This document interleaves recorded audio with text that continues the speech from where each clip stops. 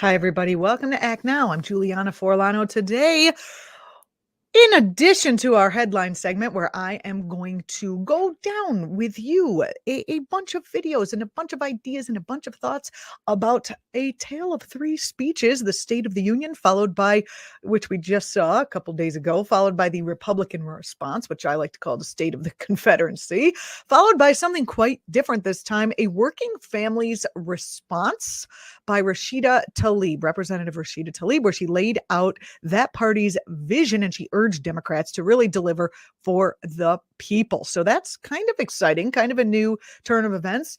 And as I've been doing over the course of the last few weeks, we're going to be highlighting another unbought, non-corporate sponsored candidate running for a congressional seat. This guy really has a chance, and I think you're going to be interested and possibly even love him.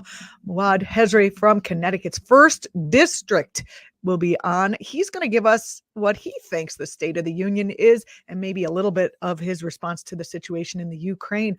All that and more. I've got a little opinion I want to give you at the end of the show, so stay tuned, starting with the headlines.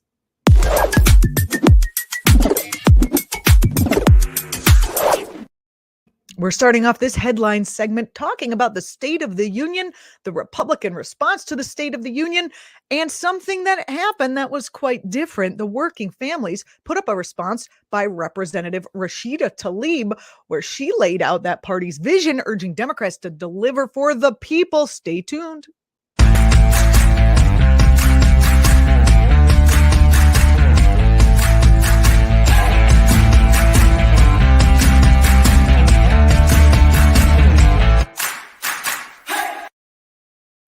Well, this was the first State of the Union I was able to sit through in the last 4 years. Yeah, I have to say, President Biden is easy to watch. I found President Trump just unwatchable, not in his presentation, but in the evil. I really thought evil that was coming through, bombarding me at the screen. And I didn't necessarily see that with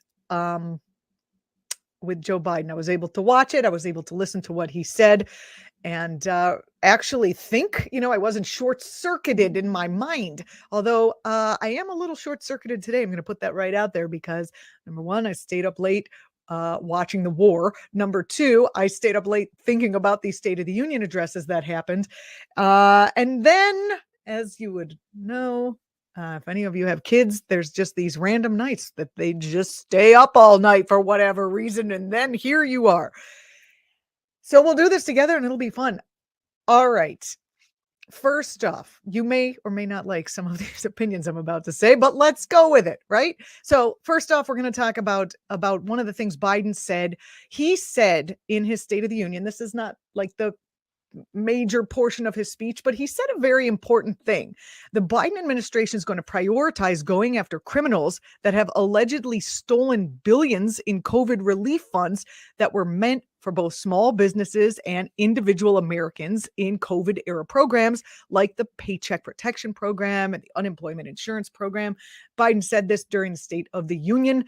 His actual quote is, in my administration, the watchdogs have been welcomed back, which is nice. I like that.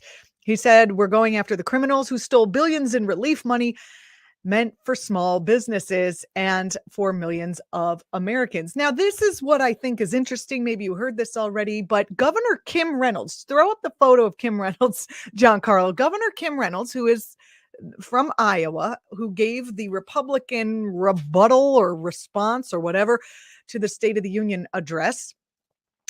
I mean, she is under investigation for improperly using $450,000 in COVID funds for salaries for her staff. Yes, that is true. So I don't know. To me, the fact that he called that out during a speech, it's not like it was a big surprise that this Iowa governor was going to be giving the rebuttal.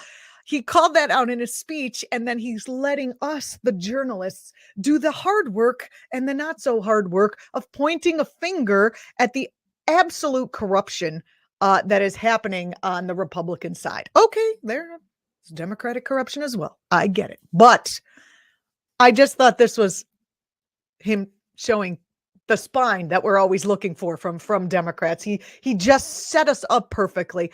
Anyway, State Auditor Rob Sand of Iowa said in a review that the state's payroll system shows that the money was used to pay for office staff for that Republican governor. Very exciting.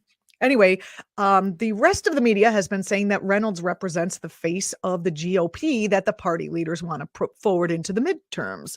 A soft-spoken conservative mom. She said mom 500 times.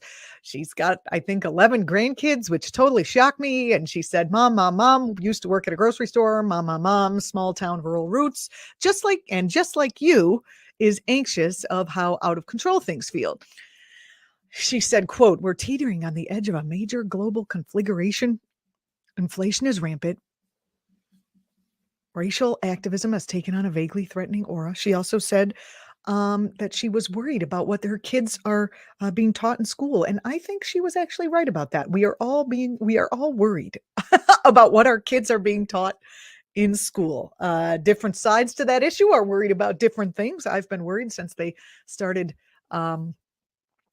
teaching intelligent design in the science classes. But hey, there we are. I'm not going to make you sit through any of her speech because honestly, it was just like some talking points.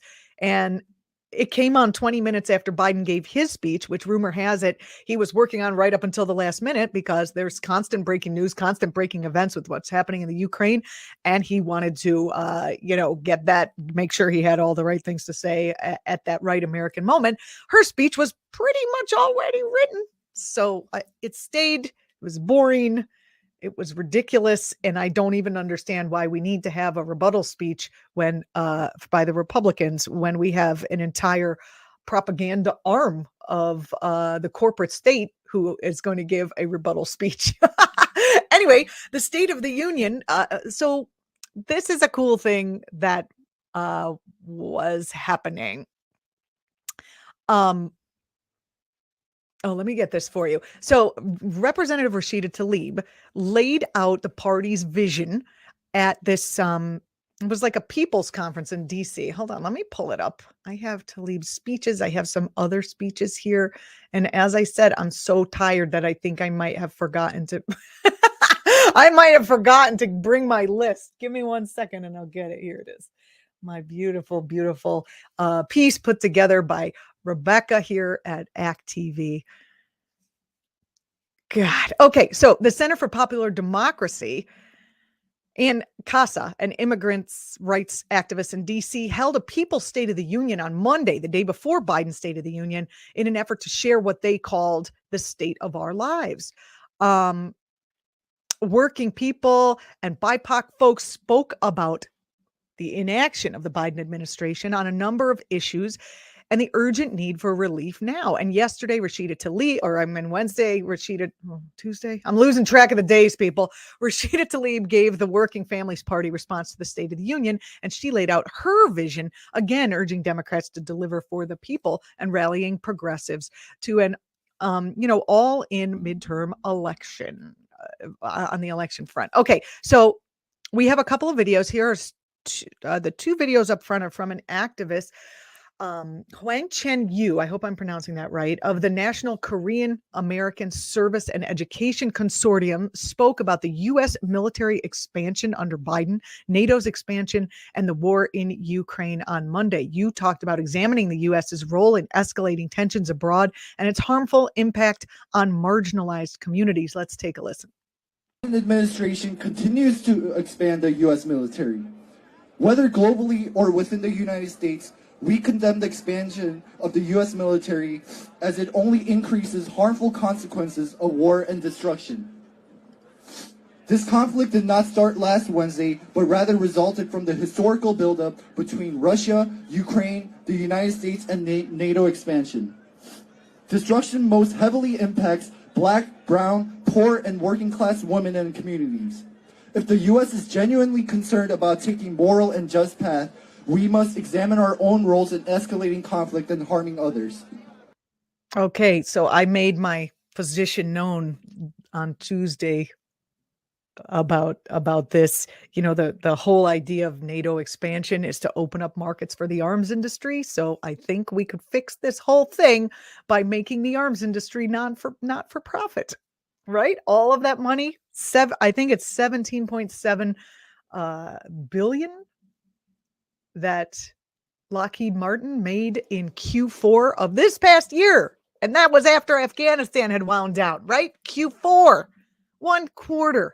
That's how much they make in profit. That's above operating costs. I pointed this out before, but it bears repeating that would be a very good way to kind of slow down the sale of those arms, make all those arms manufacturers pull them off the stock market so they can't be publicly traded. Give the people who work there, because we are going to use arms. This is the world we live in. Give all the people who work there making the actual things on the factory floor a living wage and healthcare and all the things they need.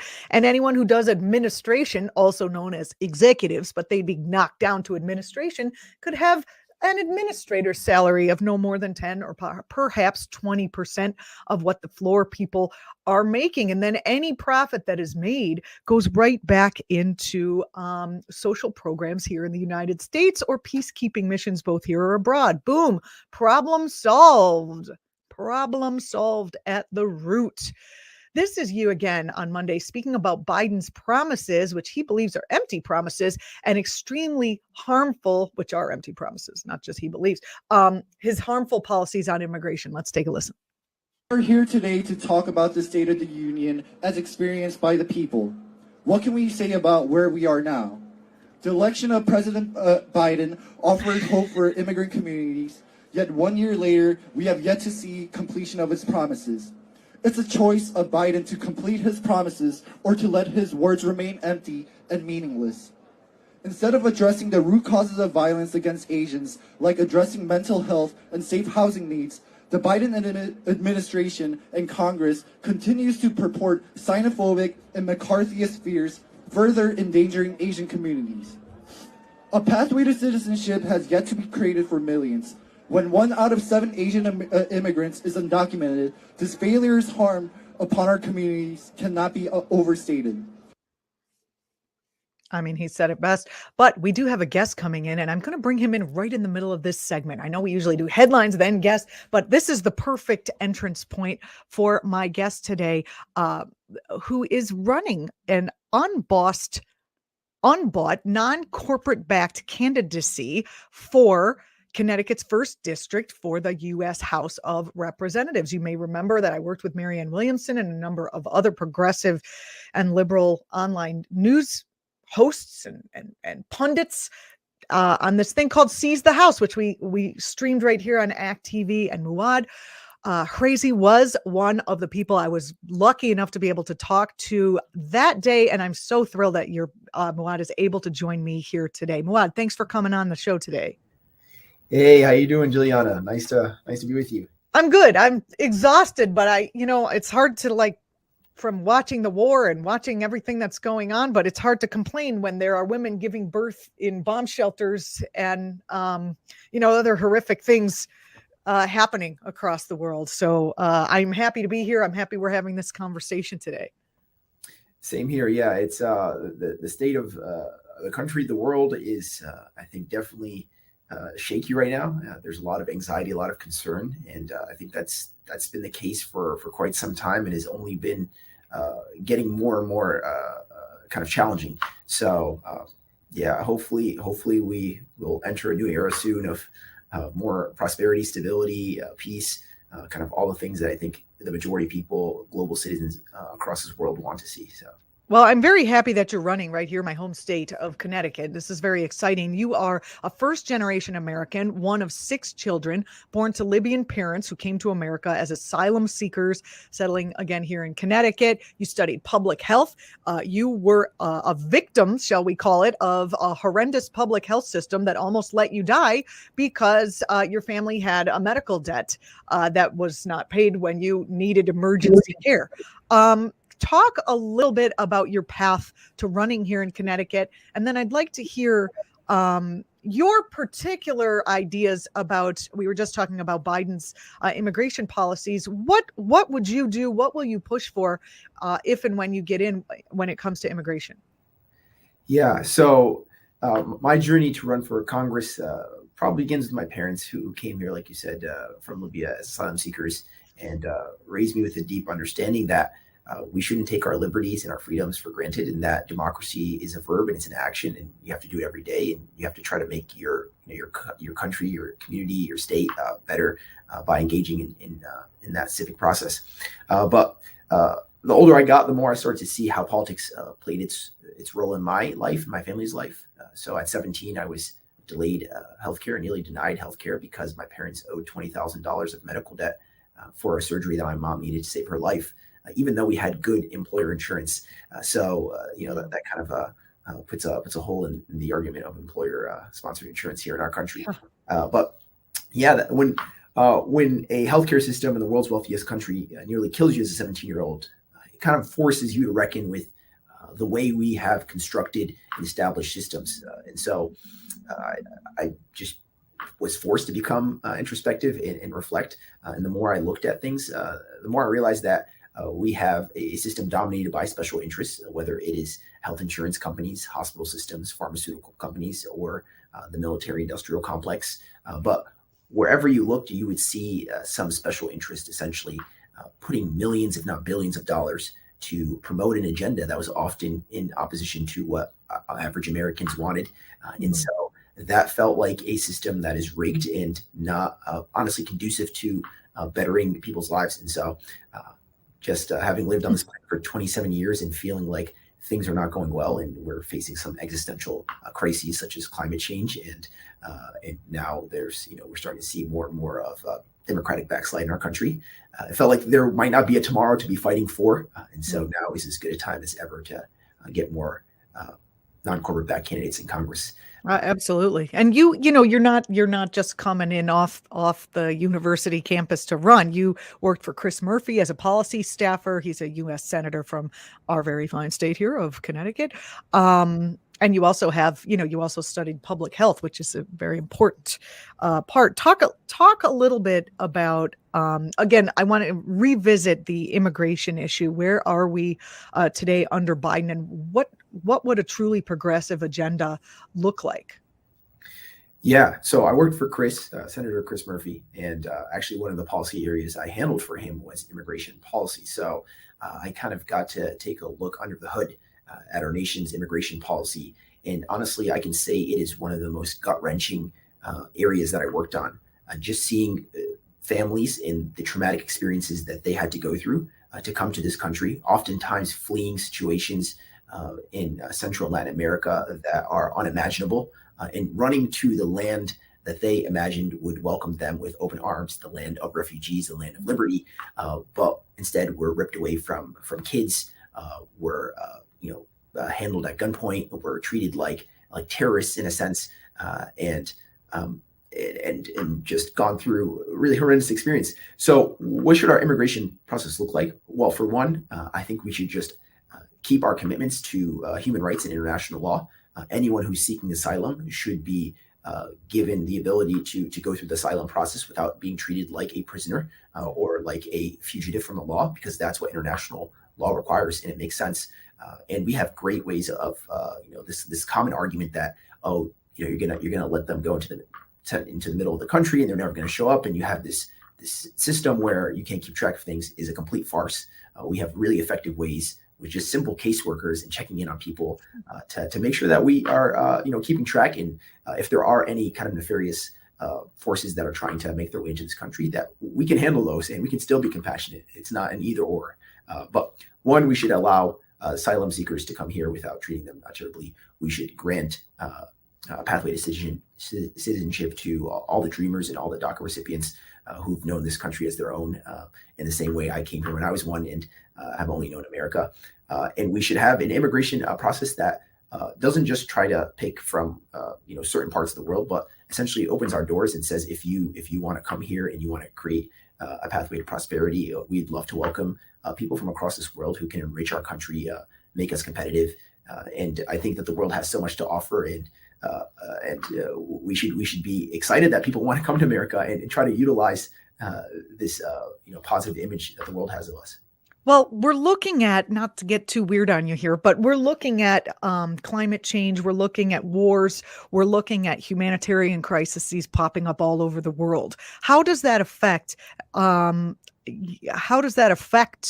immigration policy here at home? It's not like you can just say, okay, all of Ukraine can come and all of the Maldives can come and all of everyone in Central America where we destabilized all their governments can come. How do you respond to that argument? Like, what's the response there? I think progressives get called or get called out for having this unrealistic idea of what's going on in the world and that we can welcome everyone. I could see how we could be compassionate, but I don't know if we can really do that and remain the kind of country that we are. Yeah, I mean, we're not really doing well economically right now. Yeah. So the best policy when it comes to climate refugees and refugees from situations of war is, one, not to start wars abroad and try to maintain a sense. That is a good way. Yes. So just trying to avoid those crises and also to combat this climate crisis in a serious way. Instead of trying to heal wounds, just don't create the problems to begin with. So I'd say that's probably the first step. If we pass that 2 degrees Celsius threshold, what we do know is that human civilization as we know it is not going to look the same. And so I think let's not even try to kind of imagine what that world looks like, and let's try to avoid it. But for the current people who are going to face the effects of climate change and who are currently fleeing really dangerous situations, I think that it is a myth that the U.S. cannot absorb large amounts of refugees. So we saw in Germany, 1 million Syrians were accepted. They are thriving there. Folks can read about it. They've done a lot to expand the economic productivity. America is a huge country. We tend to forget that. We have large swaths of our country that are essentially barren without much going on. So we have more than enough space. We have the world's strongest economy. Typically, refugees provide an injection of economic growth. You do have to kind of put some investment early on, but the dividends are there. So I think we can be compassionate. We can grow our economy. And we should also make sure that we're trying to avoid just extreme amounts of human migration through climate change and war if we can, by investing in peace and prosperity and climate solutions. Well, this brings us right to an excellent segue, Muad, to the situation in the Ukraine with war between those two countries. Can you give us your thoughts and comments on what is going on? Yeah, absolutely. So I'll even kind of take a step back, which is I come from Libya. A lot of people don't know what's happening in Libya right now. So Libya is kind of going through a civil war where we have a U.S. citizen who is a dual citizen between U.S. and Libya, who's causing a huge amount of chaos. He's essentially a warlord, but actually backed by Russia. So he's backed by Russia. The Wagner Group, which is operating in Ukraine, is in Libya as well. There has been a whole lot of destabilization that has happened in Libya because of Russia. Tell the people who the Wagner Group are. So the Wagner Group is founded by a neo-Nazi. It is essentially the mercenary arm of the Russian government. It is the group that they send out to avoid being held liable for any war crimes or damages. So it's a mercenary group that's closely affiliated to Putin. And so they're active in Libya. We've also saw Russia essentially destabilize Syria by supporting Assad. And so my point is that Russia has been at this for a while, and oftentimes I think the U.S. hasn't taken enough of a stance against what Russia is doing in Europe and the world in general. And so Putin has been given a green light every time to continue causing chaos. And so what we're seeing now in Ukraine is, I think, the kind of evolution of his aggressive world posture. And now it's reaching the shores of Europe. And obviously that has, I think, larger ramifications for the U.S. But I think that this could have potentially been addressed earlier on had we taken a stronger stance against Russian aggression. But also, I think that the U.S. needs to reflect on what have we been doing to potentially provoke this. So I think a lot of people are looking at NATO now, and there is a litany of policy experts who've said that the more NATO expands, the more that will be used by the Russian government to essentially do something like invade Ukraine, and that they can gin up support for something like this in their country, and that they actually see it as a threat, having U.S. missiles and rockets right next door, in the same way that the U.S. government probably wouldn't like it if Russia put rockets in Mexico, because we remember what happened when they put them in Cuba. So, question for you. I don't know if you know this. Does Russia buy U.S. weapons? I'm not sure, to be honest. I think it would be very hard to actually see that happening, given that us selling weapons to Turkey, U.S.-made weapons, as well as Turkey having Russian-made weapons, was a huge problem, and the U.S.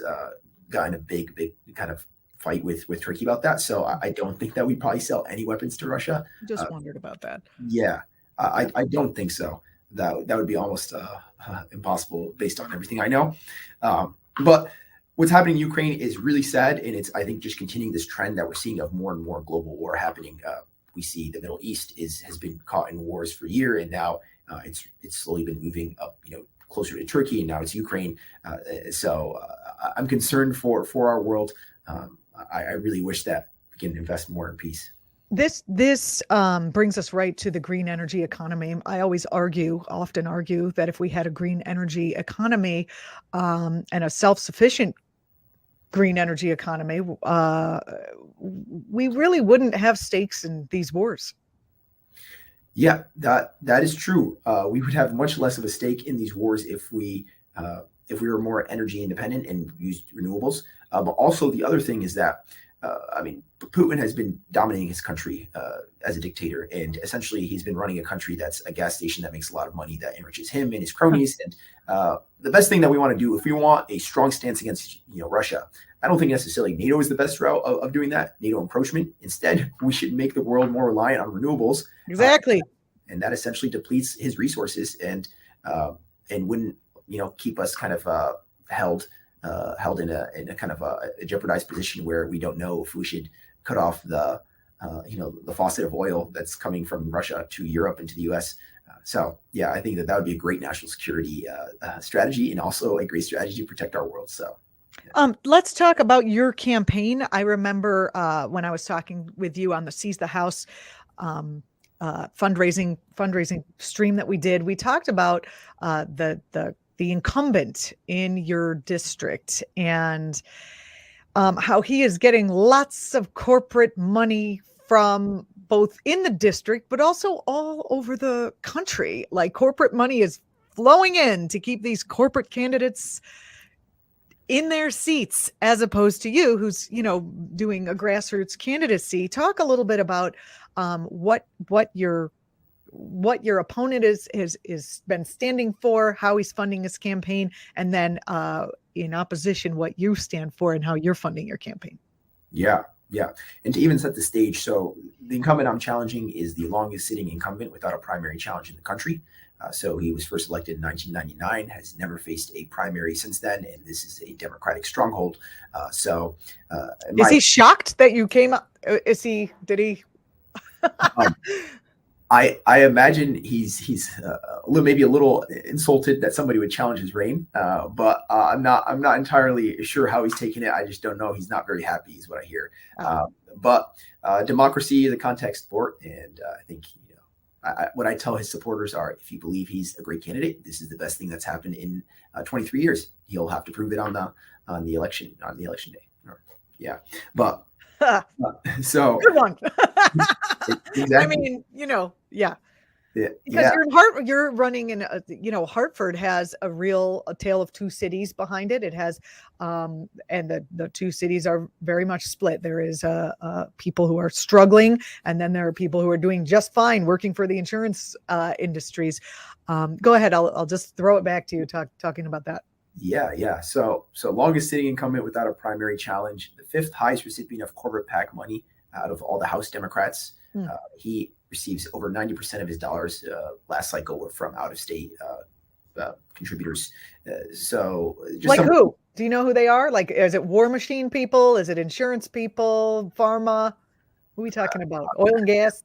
Every single one of those you mentioned. So defense Ugh. contractors, pharmaceutical companies, health insurers, Wall Street folks. But the top three industries are health insurance, Wall Street, and defense contractors. So those are the three biggest contributors to his reelection campaigns every single cycle. And what I believe is that if you take $2 million from health insurance companies, it is impossible for you to actually be fair when it comes to doing the people's work and trying to create a healthcare system that operates on the best interest of the American people. Anyone I think who disagrees with that is either being dishonest with themselves or with the public. It's quite clear. So that's what I'm challenging. And like you said, there's a tale of two cities right here in Connecticut, in Hartford, but also across this country. We have an economy where half of our country makes less than $35,000 a year. And now 3 people own more wealth than the bottom half of Americans. We see that right here in Hartford, where we have huge amounts of segregation, not even just in Hartford, in our state. We have some of the wealthiest suburbs in the country. And then we have like a student I talked to just a few weeks ago who was telling me about in his high school in Hartford that they couldn't access their library for 4 years because they didn't have enough funding for a librarian. So, that kind of, I think, is emblematic of the challenges we face as a country, a resource-rich country, but unable to access those resources because of gatekeepers.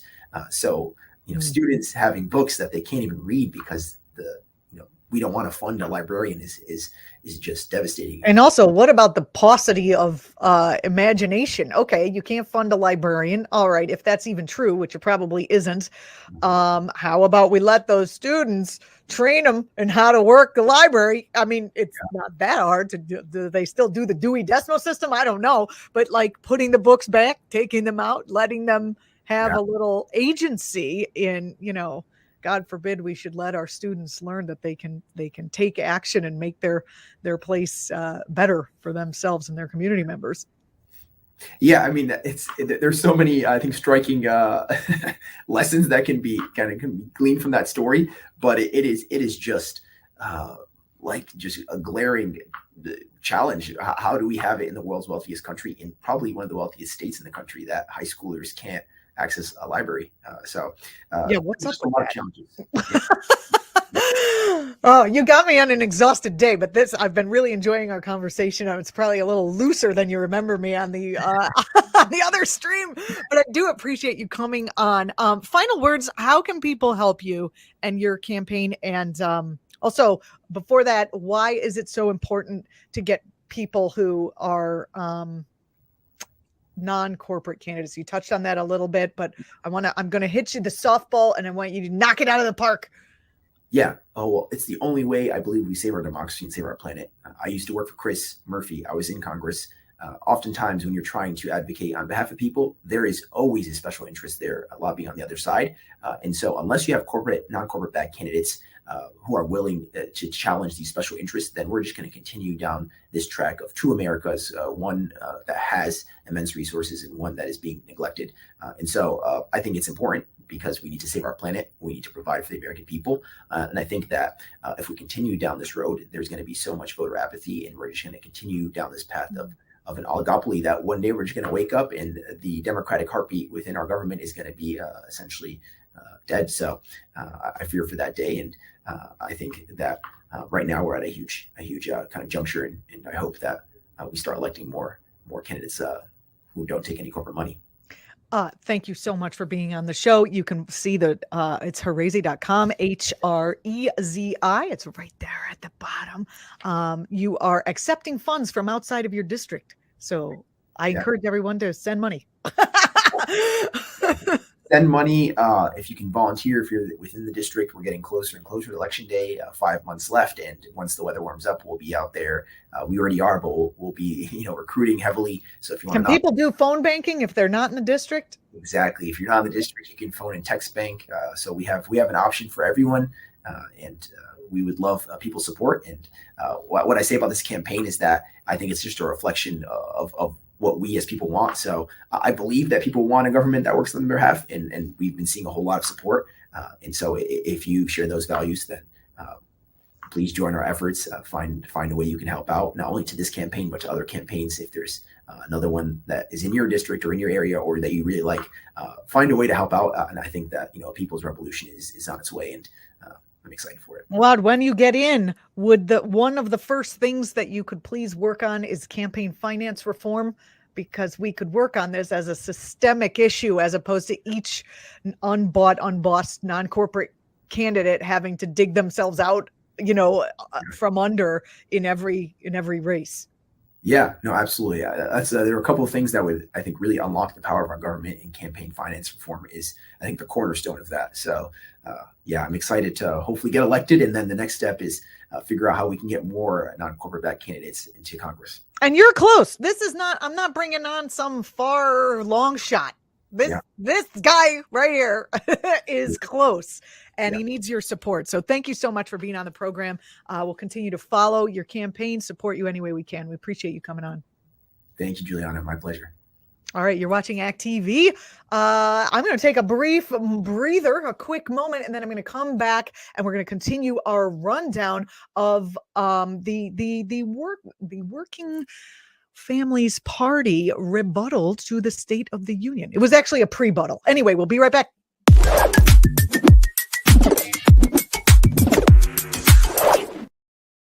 All right, you're watching ActTV.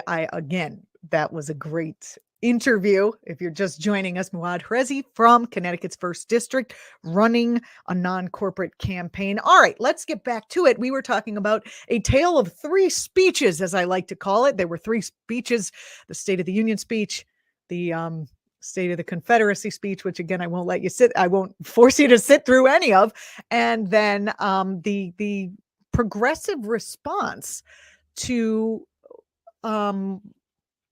Biden's speech. It was actually a pre-response, which I think was kind of interesting. And we're going to jump off into that by talking about Biden's actual speech itself. Okay, in case you missed it, Biden discussed community policing, ending chokeholds, ending no-knock warrants. I mean, he kind of went down a list of things he was going to do or trying to do. I don't know if he was just signaling or what. He talked about equal justice under the law. He discussed holding law enforcement accountable, funding violence interrupters. But what he did say, and I quote, is, no, we're not going to defund the police. We're going to fund the police. Fund the police. So let's take a listen to what Biden, and he set off a shitstorm. So, and possibly a well-deserved shitstorm, but also I believe a politically brilliant shitstorm. So let's take a listen to what he said, and then we'll talk about it. I recently visited New York City Police Department days after the funerals of Officer Wilbur Mora and his partner, Officer Jason Rivera. They were responding to a 9/11 call when a man shot and killed them with a stolen gun. Officer Mora was 27 years old. Officer Rivera was 22 years old. Both Dominican Americans who grew up in the same streets that they later chose to patrol as police officers. I spoke with their families, and I told them that we were forever in debt for their sacrifices and will carry on their mission to restore the trust and safety of every community deserves. Like some of you that have been around for a while, I've worked with you on these issues for a long time. I know what works: investigating crime prevention and community policing, cops who walk the beat, who know the neighborhood, and who can restore trust and safety. Let's not abandon our streets or choose between safety and equal justice. Let's come together and protect our communities, restore trust, and hold law enforcement accountable. That's why the Justice Department has required body cameras, banned chokeholds, and restricted no-knock warrants for its officers.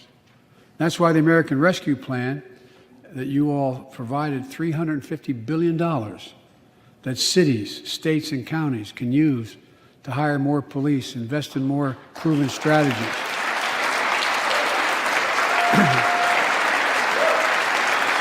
Proven strategies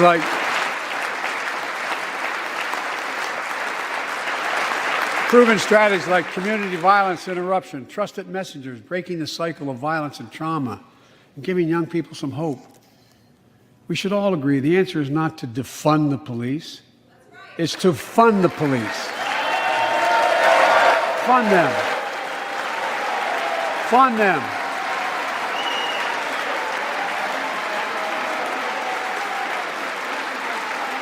Fund them with resources and training. Resources and training they need to protect our communities. I was like, oh, Twitter is going to be really pissed off about this. And it was, because Twitter requires you to be very brief. And the only thing that got picked up on, as far as I could see, was the fund the police.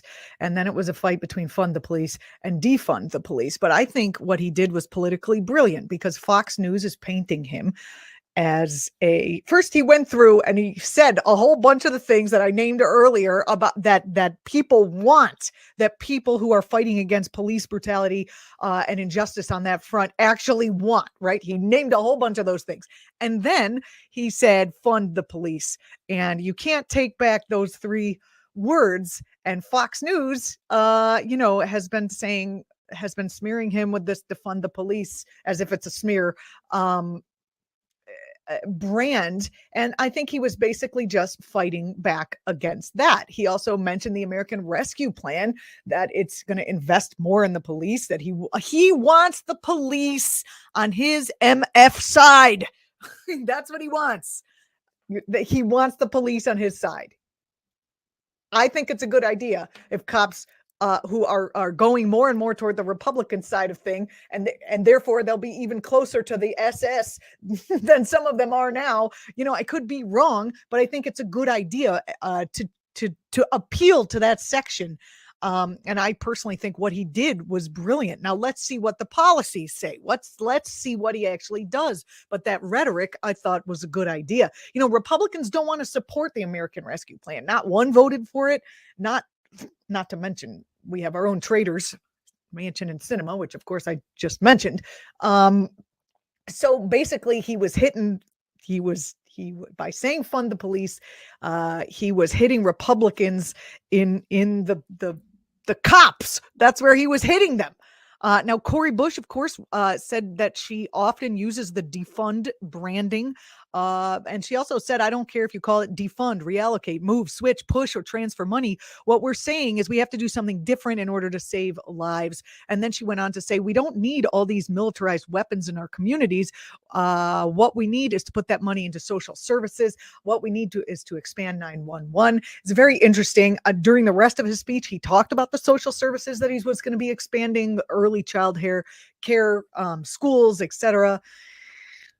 And I think he also played into the fact that a lot of people are scared. And when people get scared, they want this idea of order. But I think he was trying to get this idea that his whole speech was about supporting working people. Now, that said, we're going to hear what other folks are saying about how he could, with a stroke of a pen, just support working people by getting rid of our student loans and a whole bunch of other things. We're going to talk about that in a brief minute.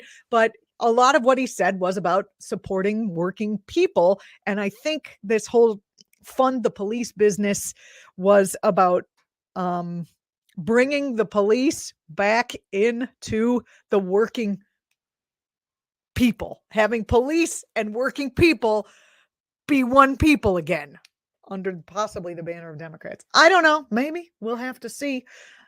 DeRay McCresson, he was an author and activist, tweeted, the police shouldn't receive funding because of their lack of accountability and protection for the community. That's how one of the activists that I found was saying. But so in response to Biden's fund the police statements, Representative Rashida Tlaib from Michigan spoke about the real path to community safety.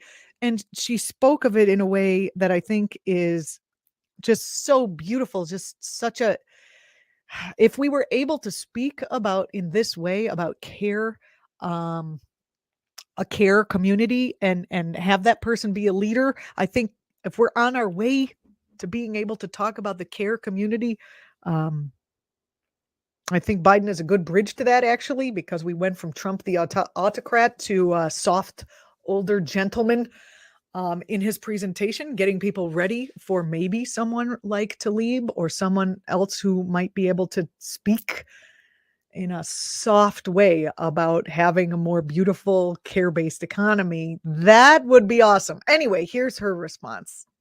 Nothing is more important than keeping the people we love free from harm. We all deserve to be safe in our neighborhoods. The path to community safety is investing in what people need to thrive, like access to jobs, quality education, and real opportunities.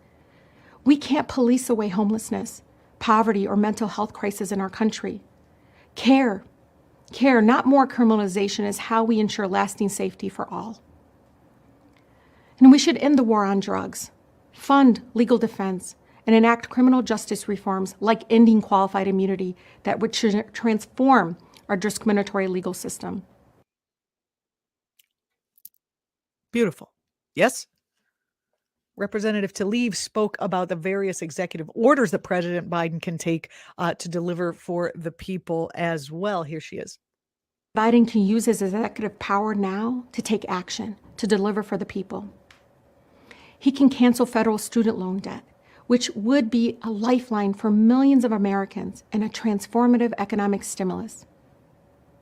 And he can ban federal fossil fuel leasing, drilling, direct federal agencies to reject permits for new fossil fuel projects, and regulate carbon emissions.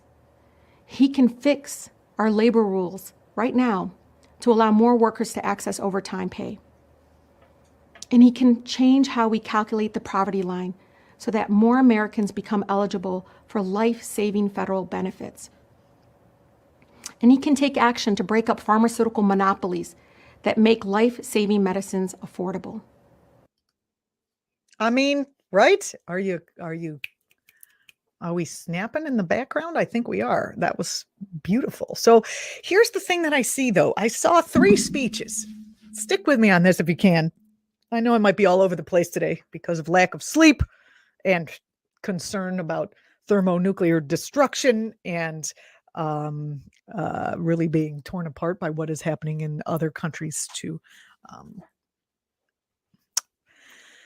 people, as we all are. 3 speeches, 3 different speeches, 3 different people. It just really seems like we're going to have to somehow come together. And I don't really know how that's going to be. How is that going to happen? Because polarity leaves the space for fascism to march straight through. I mean, so when I went on Twitter, and I'm going rogue off the script here. I went on Twitter and right after State of the Union, and I was watching what my friends say and what other people say, etc. And it was like people, I mean, Biden said things like, I'm getting rid of no-knock warrants, and people just tossed that aside and said, he said fund the police. And they had like a rhetorical argument. Maybe that's what Twitter's for. They had a rhetorical argument. And it reminded me, and then on the other side, there was no like, oh, well, actually, let's have a measured response. You know, people are out of the freaking minds on both sides, probably because what we're facing is so terrifying and everyone is coming from their limbic system now and not able to come from the brain part where you can make logic and higher level functioning thoughts happening. Anyway, it reminded me of something that was said by someone that I had the grace of connecting with. He was 19 years old when he was one of the first people to liberate the camp at Dachau, the concentration camp there. And he was a cheery fellow. And